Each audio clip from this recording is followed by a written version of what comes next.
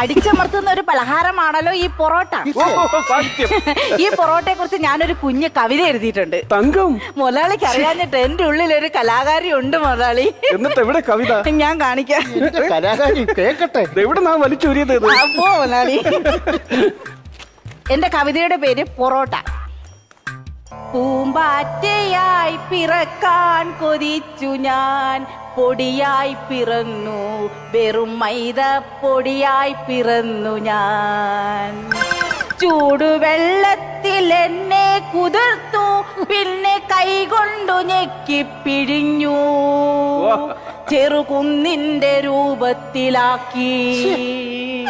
കീറി മുഷിഞ്ഞൊരു കീറത്തോർത്തിനാൽ അവരെന്നെ മൂടി, ഡെഡ് ബോഡി പോൽ.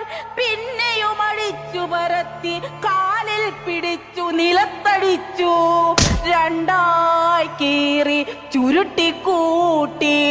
എന്നിട്ടും അവരെന്നെ ചൂട് കല്ലിന്റെ പുറത്തു വെച്ചു മുറിച്ചെടുത്തു. പിന്നെ എന്നെ പറിച്ചു കീറി തിന്നു നാട്ടുകാർ, പറിച്ചു കീറി തിന്നു നാട്ടുകാർ, പറിച്ചു കീറി